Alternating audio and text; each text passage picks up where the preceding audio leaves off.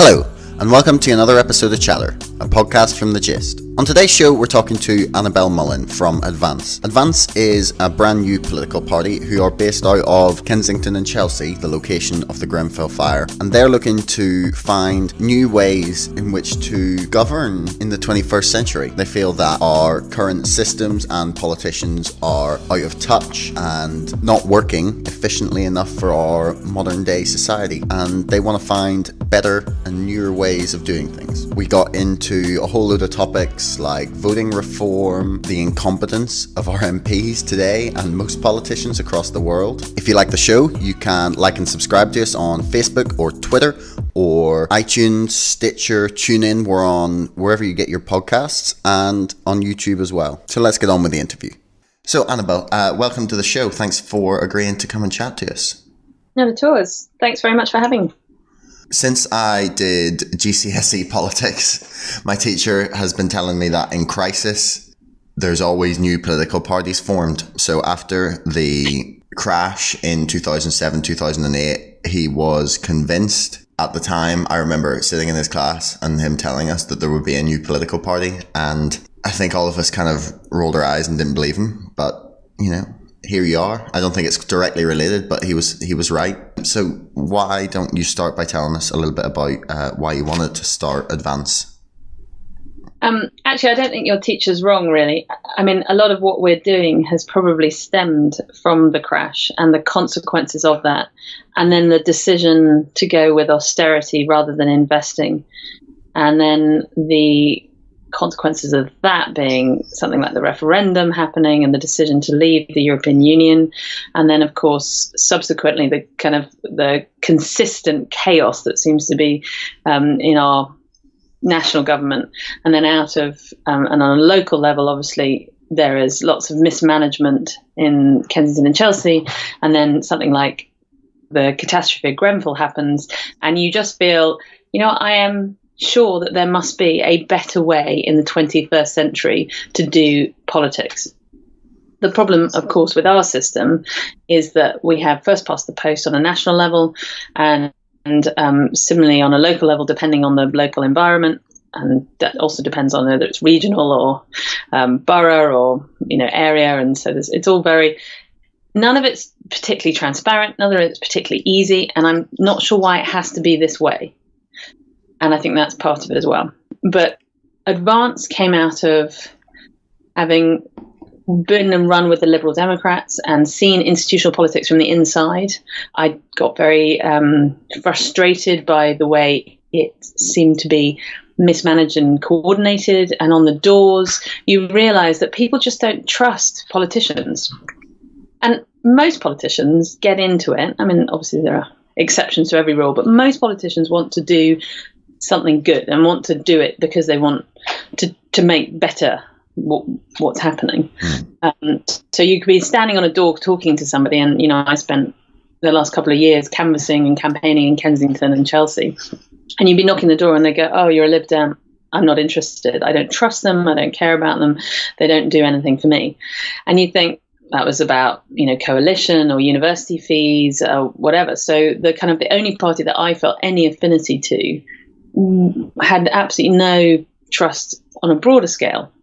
And then as the other parties polarized to the right and to the left, it just felt like there was no space for anyone who wanted a balanced approach to life. And, I don't want to have a weak economy and not invest in business, which seems to be the offering under Corbyn. And I don't want to ignore social justice, and I don't want people to not be the first thing that we're talking about in any respect.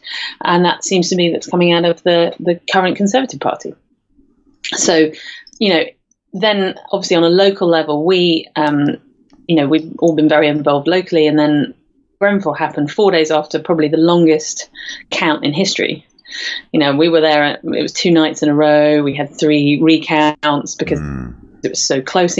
And then Labour won by 20 votes, having got it down from, I think it was 55 to 35 to 20 votes difference. And then 4 days later, we were all back out on the streets helping. And the community response was utterly incredible. And it was only because of that community response that I think things were held together. There were individuals who came forward and did stuff that potentially might have been the responsibility of the council. And I don't think any council could have responded, without criticism, because it was a very unusual situation, and a catastrophe of that scale is very difficult to manage. But there are lots and lots of things that we can learn from it and do better. But the community response was just so much better, and you just thought, yeah, I think this community can do this better. So if they can do this better in responding to this, how about we do it better in responding to the council? And the council has been failing the people for a very long time on this local level. Okay. So that's how we ended up.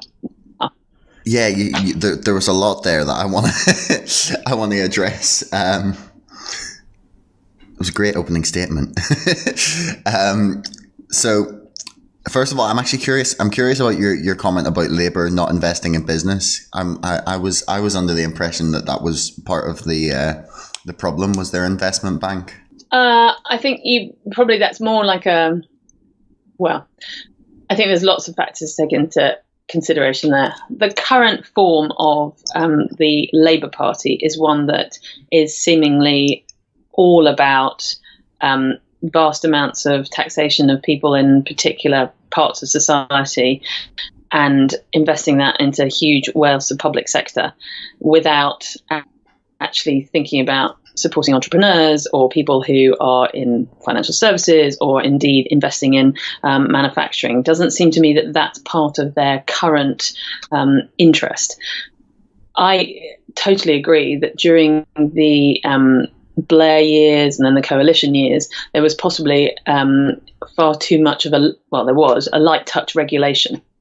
And that was on, whether you talk about fire regulation, building regulations, finances regulations. That has started to change, certainly in the financial services regulations, but it hasn't changed in terms of building regulations and things like that. I think things like the Green Investment Bank, though, great idea. Why would you not have an investment bank that's looking to encourage and invest in, environmental solutions? Why would you want to shut that down? Which, of course, it's now been shut down. Well, technically, it's not been shut down. It's been sold off, but it's been sold off to a consortium led by a bank who have a history of asset stripping public finances and public services. So, yeah, it's not a great situation to be in, having had that sold as it was starting to be unprofitable. If anyone wants to find out more, we did a piece about it, and I'll just put a shameless plug in. That's very interesting, because that's exactly the kind of idea that I think's really interesting. I think there's and in fact, this was something that Tony Blair's group produced information on. He runs this think tank, and they basically said that the lack of innovation at a level, in government is just it's really killing our future sort of prospects. If we can't start to talk about how we're going to invest in our infrastructure, and by that I mean not just the road infrastructure, but also artificial intelligence and the infrastructure to prepare ourselves ready for that, and how we then use that. All of that really matters. So yeah, I was just really interesting. So that kind of innovative thinking is also part of where we are. That's really what Advance is trying to harness. That idea that there is so much resource within the community and skills, and making it available for other people to come on board who probably have never looked at a political party before or never felt that they wanted to be part of it, and using those. And then, it's just really lovely to see someone trying to do things a little bit differently, and I really wish you all the success when you're running for elections next. Are you going to stand for council seats coming up, or? Yeah. So in May next year, we are going to run across the entire borough. I've had other people approach me about trying to do something similar in other parts of the country, and we are concentrating on Kensington and Chelsea because that's where it's important, and that's where my, home knowledge base is. I don't live there myself, but I grew up there and I still have family there and things like that.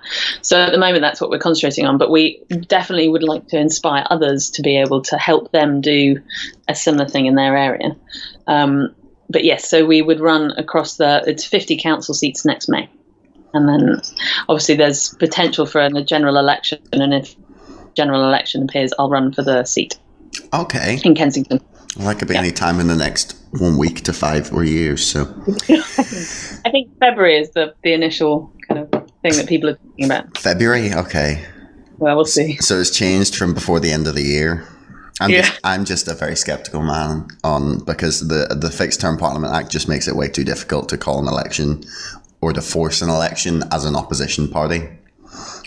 So I'm curious to see if it does all come crashing down as to how they manage to force an election, because I still don't see it happening unless like half the cabinet has to resign or something.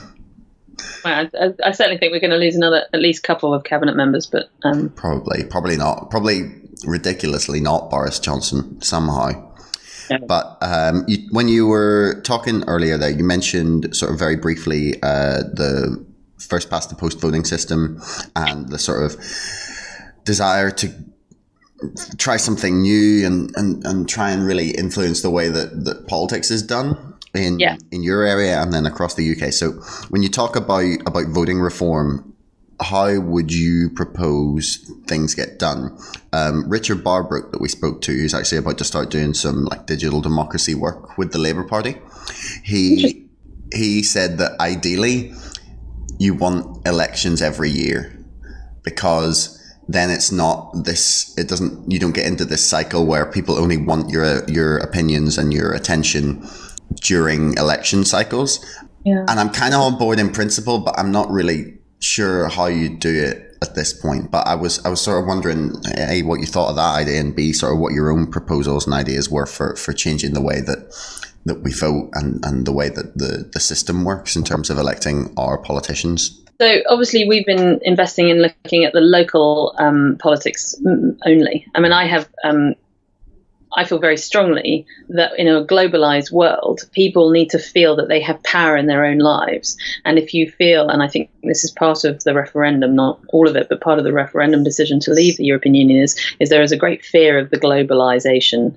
And if you can provide people, and that's not going anywhere, that is to stay, and we have to work with that, but to give people the ability to affect their own lives, local government becomes ever increasingly more important, and yet it has very little power in comparison to central government, and there are very few checks and balances on the local government that should be in place. So obviously this depends on the local government, but in Kensington and Chelsea, you've got an executive who basically make all the decisions for the hundreds of millions of pounds that is spent in the area. And at no point is there a kind of a moment where somebody says, oh, well, these guys haven't done it well enough. This year, they failed to do whatever their financial thing was. In the private sector, they would be sacked if you had failed. You don't have that in this sort of thing. So why can we not implement a system where there is actually a way that you can just remove the executive if there's a problem? And we as a party will come in and will remove it anyway on a constitutional basis, because we think it should go back to the committee system, which is where you have 50 people, the 50 elected councillors actually having a say, rather than currently, which is just a token kind of, tick box exercise where the executive decide absolutely everything. So that needs to change. How we sculpt the way that you can actually sack really poor councillors probably has to come from central.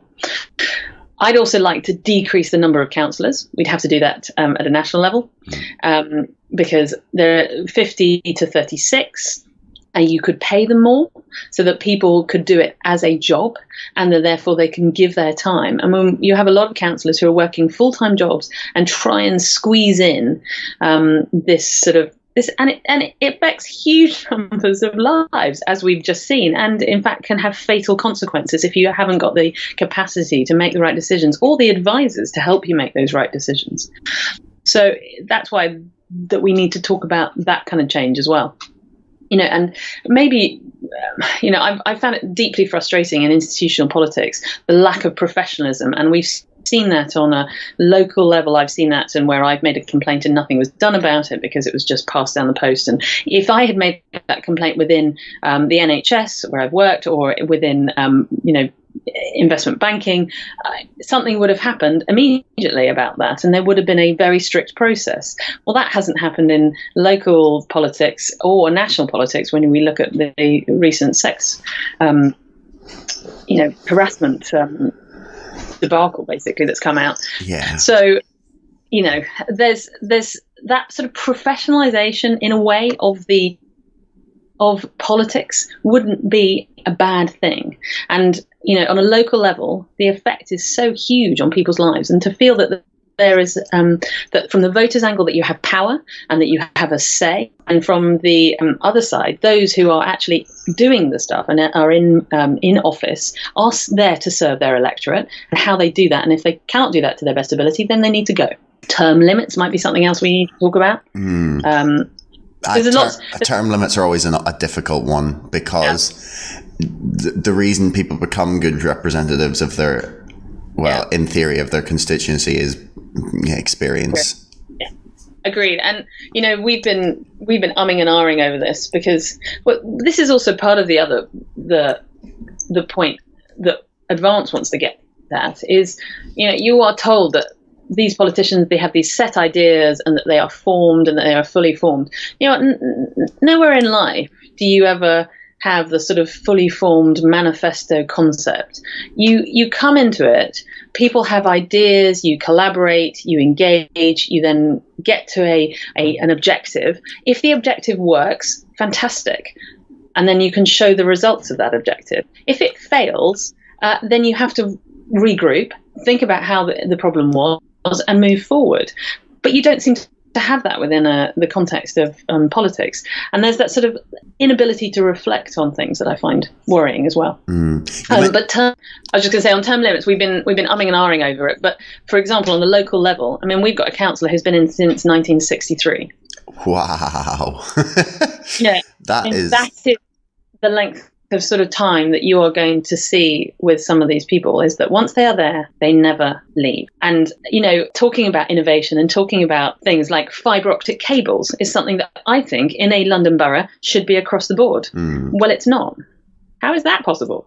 21st century requires a different way of looking at things. And, if we want to be a beacon borough, we need to start investing in that sort of technology.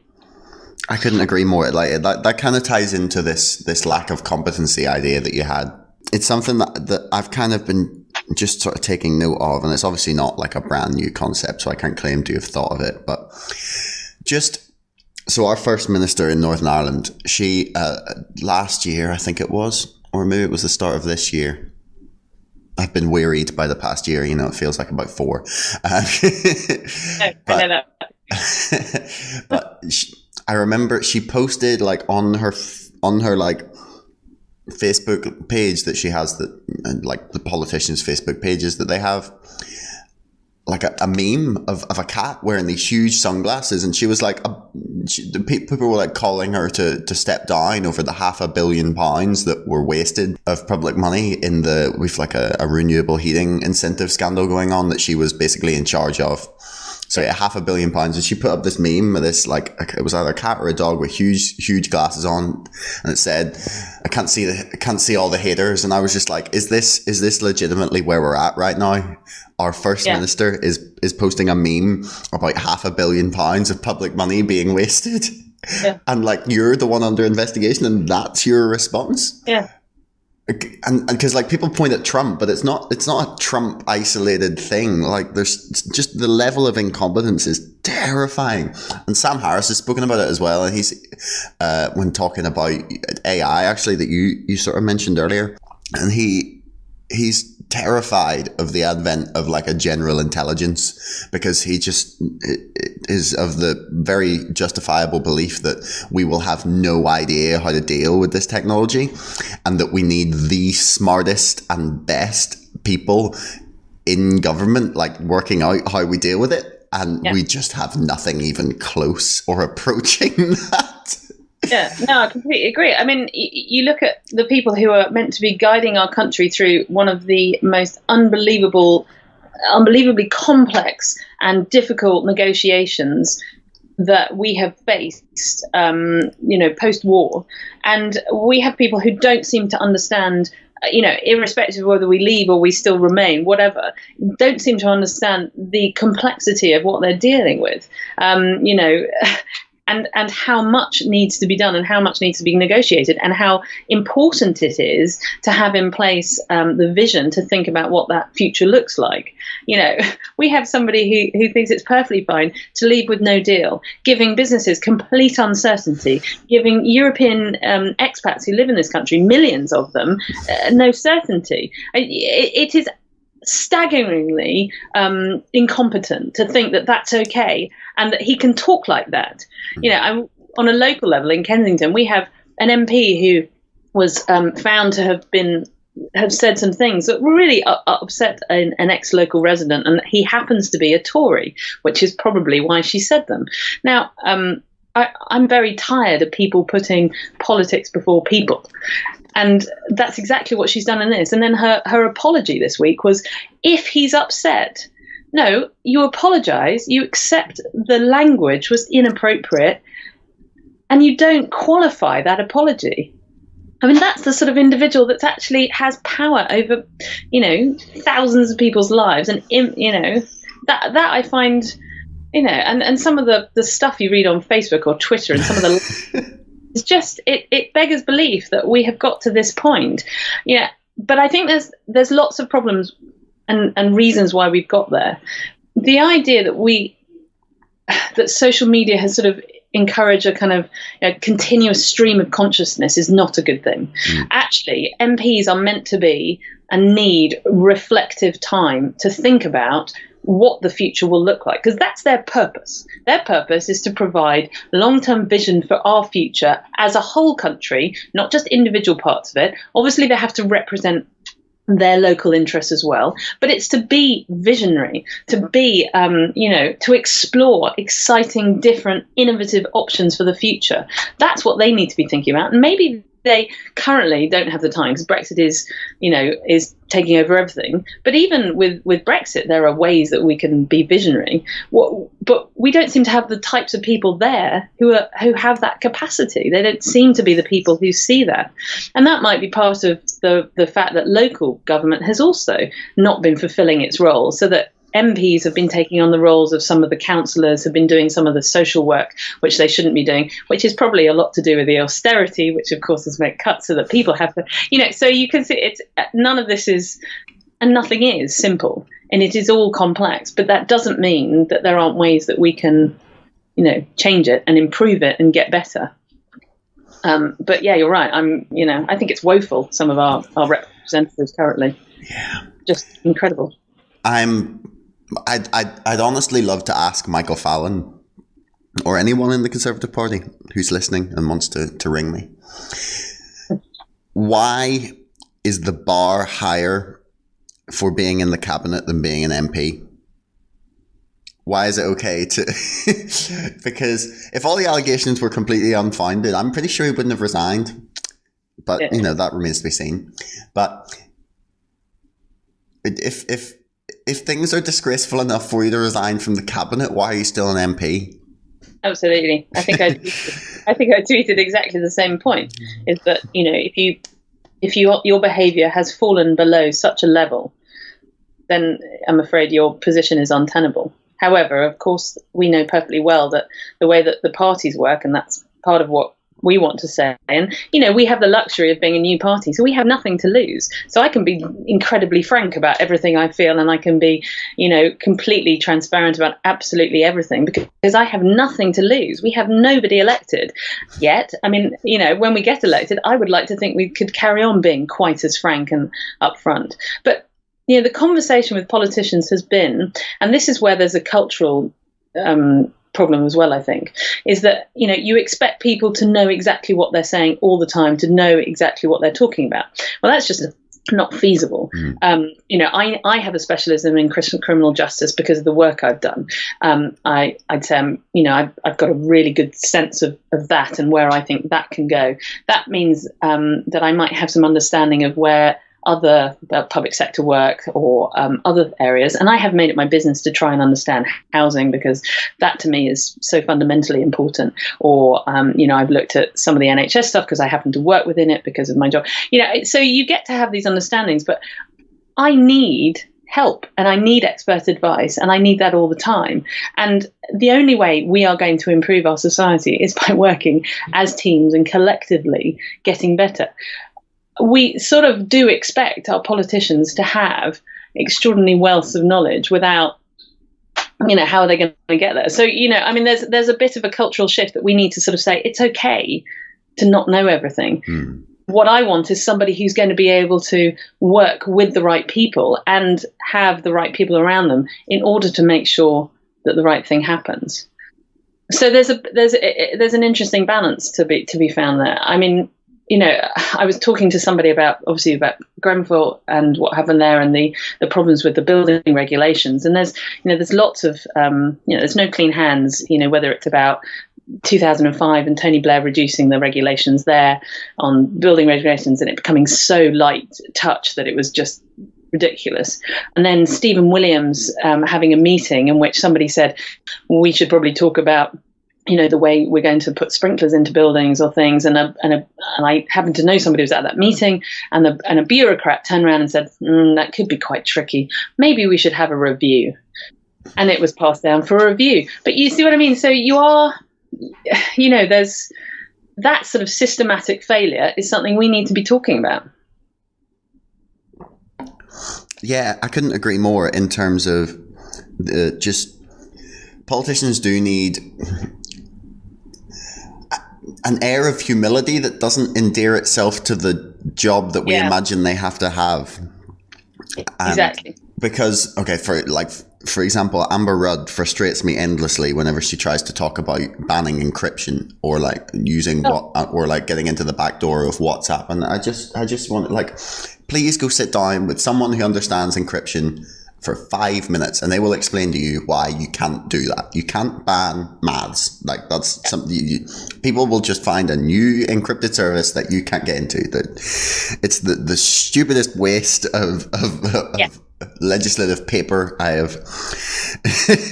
But you were talking there a lot about sort of symptoms of systemic problems, and I feel that at times the sort of vitriol and hatred that we see on social media, on Twitter or in YouTube comments or on Facebook comments, or is kind of in almost every way, it's a symptom of people's economic desperation, and that political polarization can be kind of explained by the levels of austerity and in the UK, in wealth equality in the UK. And it's not just a UK isolated trend that you can identify. It's something that sort of plays itself out across the world, is that when people are desperate, they start getting angry.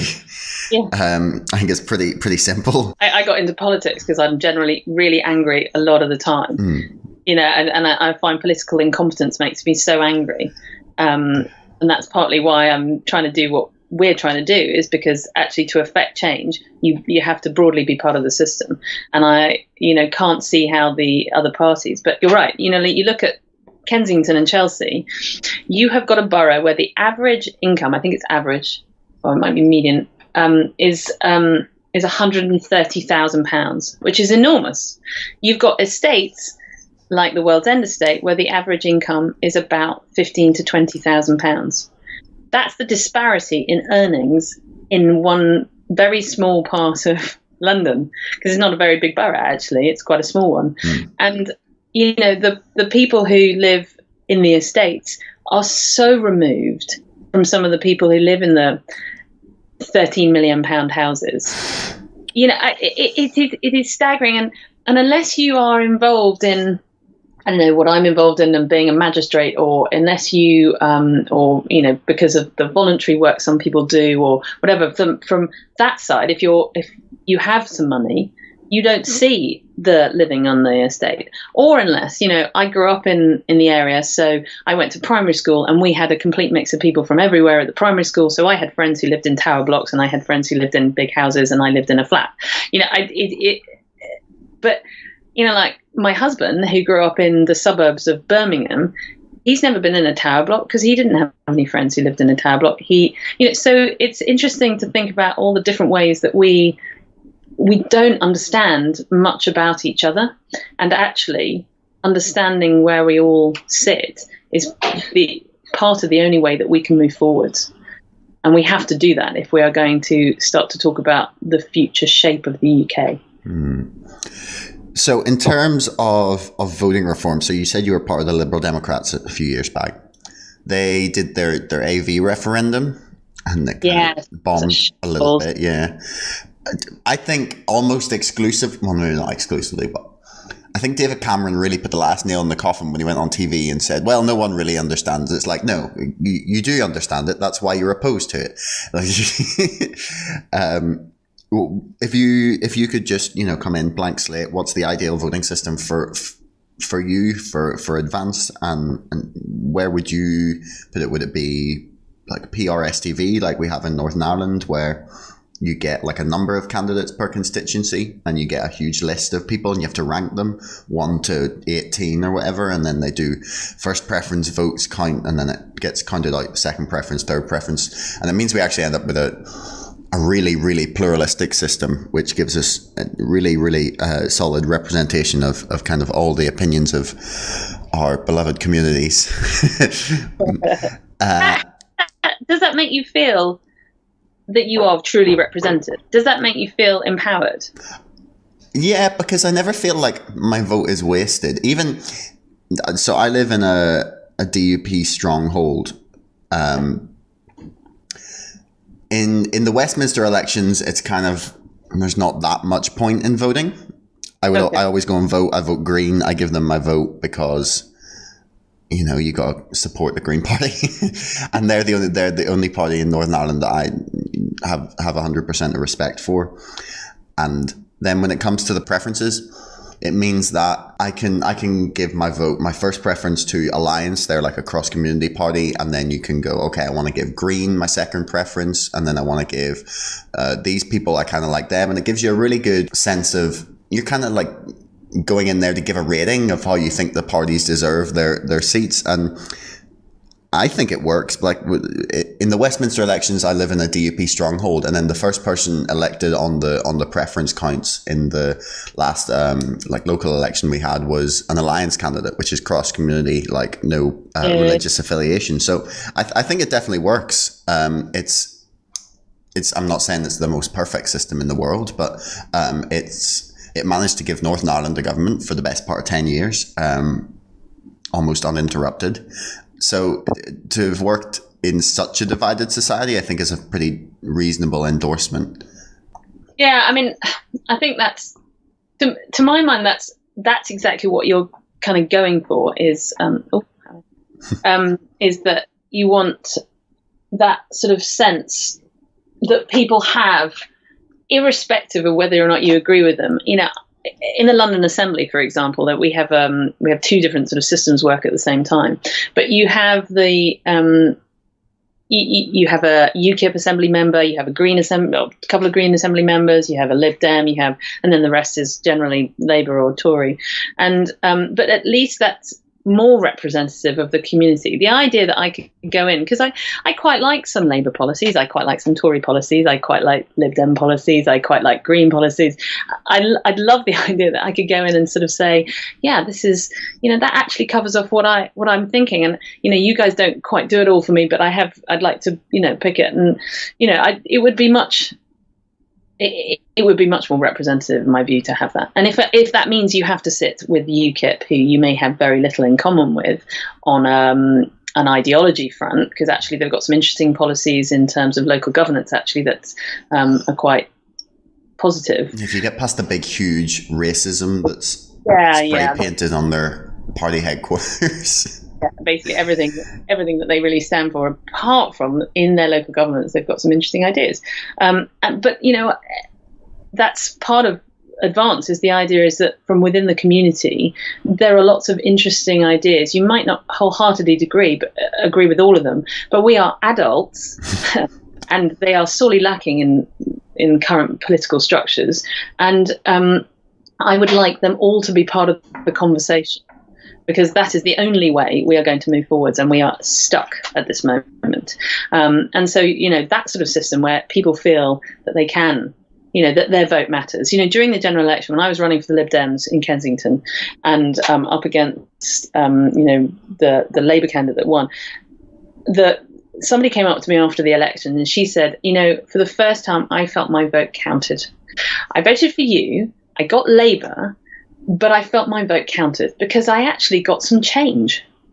And that is the problem with the way we are, is that there's no change, and so there doesn't feel like that things move on or move forward or move anywhere, actually.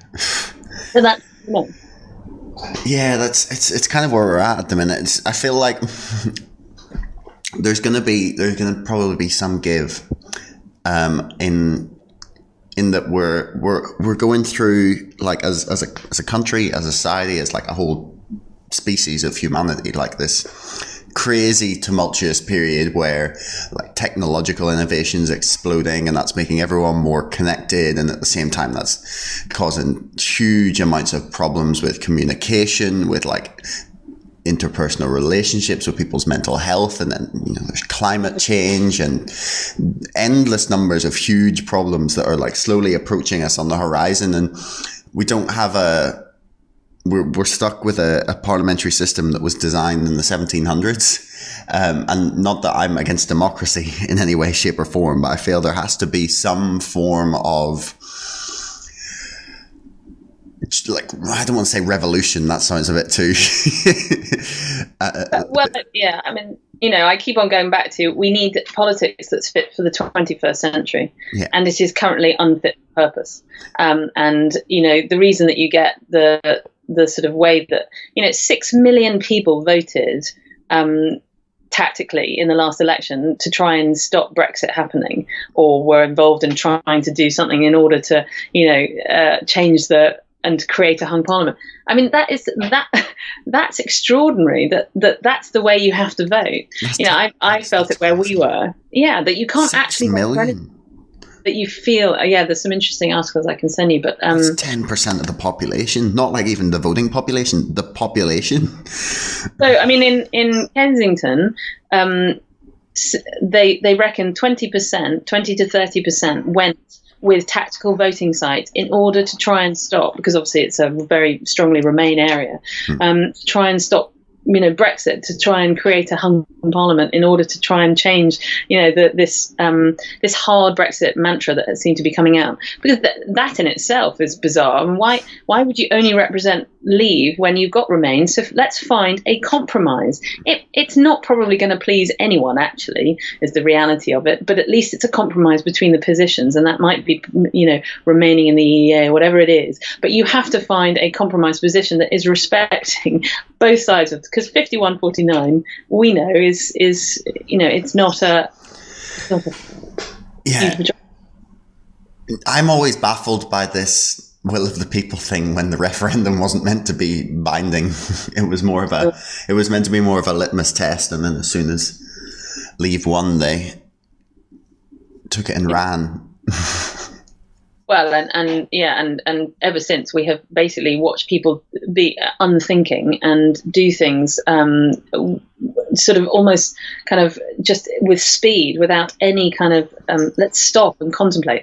I don't want to imagine what David Cameron was thinking, but the day after, if he had shown real leadership and said, I understand what you have told me. We are now going to look at what that could mean and what shape that could take, and then Parliament will vote on what shape that will take. And there is a way that he could have done it, but of course, we have a vacuum of leadership and have for far too long. But there are ways that this could have all been handled indifferently, and to actually have activated Article 50 in the way they did, without having in place the ideas and concepts about what it means for each type of industry, is just shambolic. Yeah, it really is. I was having a discussion with someone the other day. It was Dennis Campbell. He's the head of the editor at UK Progressive, and I asked him whether he thought if everything had been done really competently, really just well thought through, that we had the best negotiators and not David Davis, whether there was a possibility that could have gone well. And he just said no, which I think is not quite the right attitude. I can see where he's coming from. It is a strange decision to make, to want to get more trade, so we leave the largest trading bloc in the world. But it doesn't make sense to me, but there you go.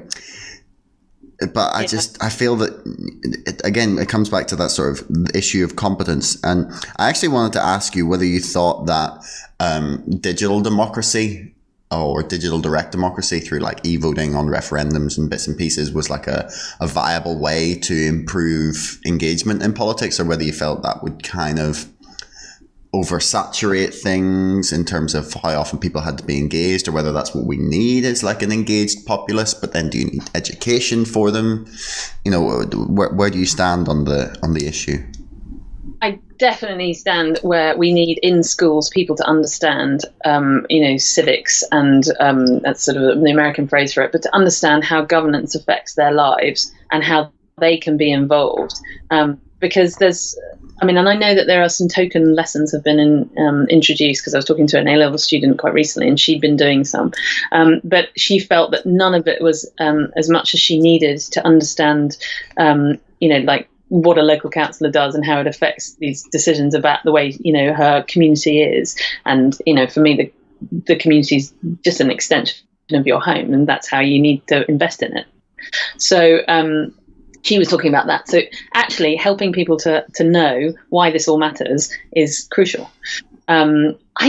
I think probably any system that is going to engage people more to vote is a good thing.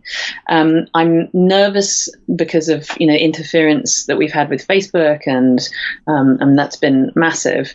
I'm not completely convinced that the Facebook and the Twitter accounts are the reasons that we've got the Brexit vote. They might have cemented people's views, but I'm not completely convinced that would have changed the way we are. I don't know. It's more of an idea that they kind of changed the collective conversation in a way that, so it's a theory called that's sort of based on this thing called Trevor's axiom, which is a theory of online trolling. I think, from what I can tell, South Park actually coined the term. I can't find any record of it before they used it. But they essentially, what Trevor's axiom is that when you go on social media and there's trolls or bots or whatever attacking a certain person, it's not that person they're trying to affect. It's not that victim. What they're trying to do is they're trying to get a reaction of someone jumping to their defense, at which point then someone will go, well, there was no need to say it in that way. And then it sort of balloons out into this massive ripple effect. Yeah. Where you've suddenly sparked an entire online conversation that's only reinforcing people's bubbles and their opinions of the other side, because you're stoking both sides of it at the same time with the bots, in order to create this massive explosion of basically hate. And that kind of bubbles out in a way that is difficult to measure, but definitely influences the political conversation that we're having. Well, and also, I was having an interesting chat with somebody when we were opening the bank account for Advance, and I was talking to the lady who was helping us with the account, and she said, I'm second generation. My parents don't speak brilliant English. My mother doesn't vote because she doesn't feel comfortable doing it. So my influence is social media and my friends in the workplace, and she works in a bank, so I'm going to suggest that she's probably got more of a Tory influence than maybe a Labour one. I don't know. But, she said, I vote every time and I just try to do the right thing. And I said, well, you can do no more than that. But you're right. So her influence is entirely based around probably that kind of thing. And of course, once you're into a particular algorithm, then you're not going to be getting any other conversations interrupting that bubble. And, we like to feel like our decisions are supported by other people. So it is very hard to go outside the box because it's not our nature. We want to feel that, we're part of a community, whether that's a social media one where there's, people saying, yeah, no, your view's right. Well done. Congrats. Off you go, but that sort of thing. And that is hard. So I definitely see it from that perspective too. And we just need to make sure that that's transparent, or that people at least have an understanding of what that can do. But I just think, I've even contemplated the idea of making people vote, and that you have to vote in Australia, because turnout in local elections is about 34% in Kensington and Chelsea. Wow, that is low. Only a few thousand people effectively can decide what happens for 150,000 people. And that's extraordinary. But what's interesting in terms of local elections, particularly because next year it's London and Scotland, I think, is that EU expats, EU nationals who live here can all vote. And it might potentially be the last time that they can vote. They can also all stand in these elections. There's a little bit of a interesting dynamic that could go on there with, affecting some sort of, their voice and to be heard within the national context, which I think many feel that they haven't had that. Are you going to have any EU nationals running as part of your campaign? We will, potentially. That's fantastic. Yeah. That's great. I hadn't even considered that was an option. Yeah. So, having not had a voice in the referendum about something that affects their life so greatly, and 24% of people who live in Kensington are, EU expats, this is their moment to sort of say, well, hi, and now I'm here, and what are you going to do? Because as a councillor in your community, looking after the whole community, I have a say. But there's, and there's lots of things that go on there as well. Can you deport a councillor? Is that a thing? Yeah, well, so yeah. It lends itself to complexities that, people probably haven't put too much time and energy into. Yeah. Well, that phrase probably sums up the Brexit process pretty nicely. Actually, I think the border thing is one of the things that makes me more angry than most is the kind of complete kind of dismissing of the border situation in Northern Ireland. Oh, yeah. That would make me, very angry. I just think they don't get it. So in my I went to Queen's University in Belfast. So in the library in Queen's, they have a short loan section that's a rough sort of shrinking down of their entire collection, basically, of the library, but into all the ones that people use most, essentially a concentrated version of all the topics. So there's about a dozen rows of shelves, and a full row of shelving is just dedicated to the Troubles and Irish history and Irish political discourse. And you could probably spend your entire lifetime just reading books on the Troubles, and you would only make a small dent in the amount of literature. And it's such a complex issue, and the very little time that they're spending on it, they're just kind of dismissing that if things fall apart in terms of the negotiations, we walk away with no deal and there's a hard border, there will probably be some form of violence, and that's not me being hyperbolic, that's the very frank reality of it. And if we end up with a situation where there's a border around the whole island of Ireland, there will probably be violence. And like how far that goes is sort of depends on how sort of what temperature the political climate is at the time and how it gets dealt with. But that's a really terrifying thought, either of those, for like huge swathes of the community in Northern Ireland. And it just, the fact that the issue is just being kind of like brushed over and not really taken consideration to is a little bit terrifying, if I'm honest. No, I'm with you, because I mean, I remember in my youth, and this completely ages me, but in London we lived with bombs. Bombs was an everyday fact of life, I'll be honest, and you were aware. And I have my father and my brother being however many meters from one of the bombs that went off, and my brother being working in and it was a constant factor of life. And it's so weird because obviously now we have different types of terrorist activity, but the idea of returning to those sorts of days is completely frightening. And it is undoubtedly, it will happen. I'm completely with you. I because people's anger and rage about what's happening will form in some sectors into some violent action. If anyone doubts that, by the way, just Google Northern Ireland flag protests. Like, they decided to take the Union flag down from flying at our city hall every day of the year, and instead fly it on like public holidays in the same way they do at Westminster and at Windsor. And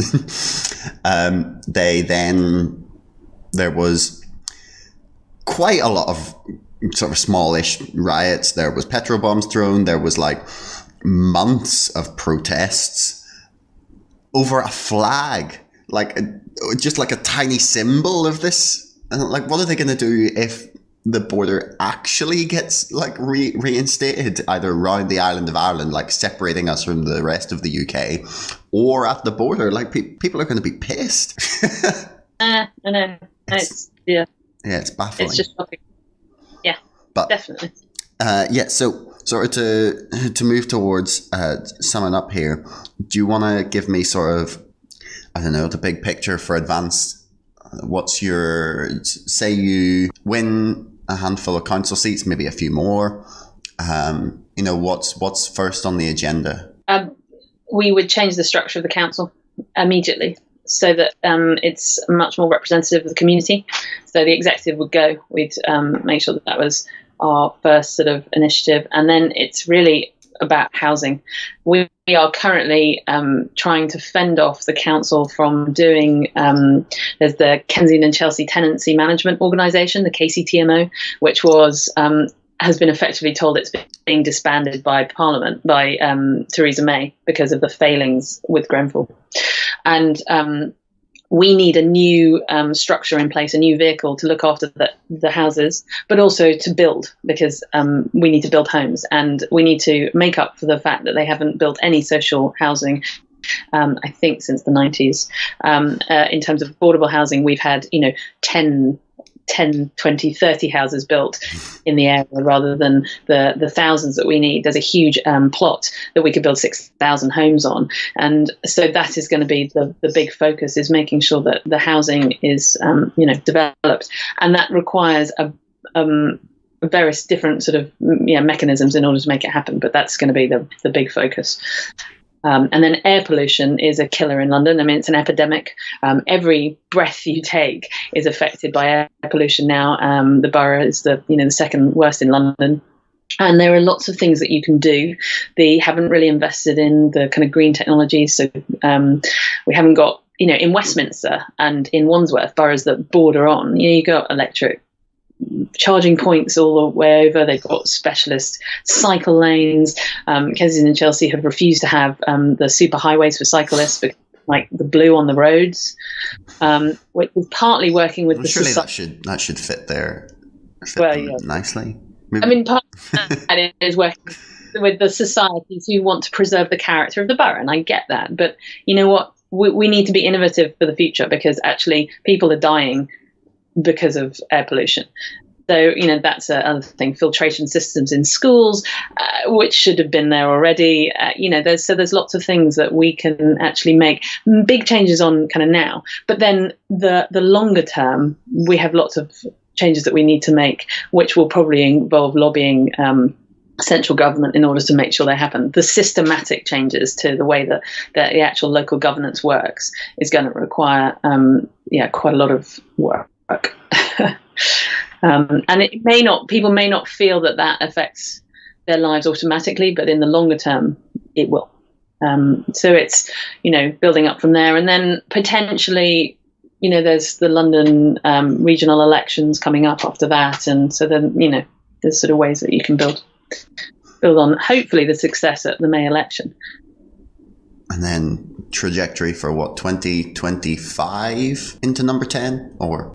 Well, yeah, I think it's about grassroots change. And if people get excited, and if you can involve people who have never touched on politics before because they can't bear what the other parties represent, and if we can continue to do it the way we're trying to do it, so that collaborative, community engaged approach, then there is potential to do lots of exciting things with this. But I want, I'll happily drive the change, but it has to come from the community to make it happen. So there's give and take. Well, I wish you all the luck. Maybe I will see you standing in Northern Ireland at some point. That's an area I don't know enough about. So I feel like I could. Well, that's fair. But the Conservatives and the Liberal Democrats and Labour don't stand here, so. No, I know. But yes. Is that would they ever be able to stand there? They've tried. Labour have like a weird agreement with the SDLP, which is a nationalist party here, and the Conservatives have tried a few times with the Ulster Unionists, but they didn't really get anywhere. Didn't get any votes. There's no appetite for them, unfortunately, and I wish there was. It'd be much better. I would happily vote for a Lib Dem or a Labour candidate, or even, I dare say, a Tory. Maybe not at the minute. They're a bit toxic. Maybe you'd vote for Advance then. Maybe I would vote for Advance. Exactly. I would definitely read the manifesto anyway. So we're not producing a manifesto. We are producing shared objectives. We feel quite strongly that manifestos have become something that people basically, flip-flop on. And in a local level, we've watched where in 2010 they didn't put in a really, really big change into their manifesto and then did it anyway. On a national level, we know that the recent Conservative manifesto has all but been completely revoked. So I just think, what about having objectives that you are fighting to get towards, and that the aim is that you will get those objectives done, but if it doesn't work, then what about that? What's the next thing after that? I just feel like manifestos have become a little bit of a useless tool, actually. Well, you say that, but then I would say there was polling came out recently that one of the main reasons that people voted for the Labour Party was their manifesto. Did they actually read it? I'm amazed. Nobody I've spoken to on the doorstep has ever read any manifestos. Really? Well, I saw a lot of stuff on social media where this was like the first manifesto that people had read, and I read it, and it was I'm not claiming to have agreed with everything in there, but there was a lot of stuff that I was like, yes, we need someone at least attempting to address this problem. Yeah. Which is kind of just something that I feel like that's why young people anyway, don't really want to vote Conservative, is the lack of ideas. Yeah. Well, I think that's so true. I think that's exactly the problem. There's Yeah. But hopefully Advance will start encouraging people to have a few more ideas and be a bit bolder in their thinking. Hopefully, that's kind of part of the nudge effect. But yeah, so thanks very much for chatting to me, and hopefully we'll see some success in the future for you. Thank you so much. Thanks very much for listening. If you enjoyed the show, you can like and subscribe to us on Facebook, Twitter. You can subscribe to the podcast on iTunes, Stitcher, TuneIn, wherever you get your podcasts. Later in the week, we're talking to Daz from Skank FM and Carrick Flynn of the Future of Humanity Institute on AI governance and policy. So I'm really looking forward to that. So make sure to subscribe if you don't want to miss that. Until next time, thanks for listening.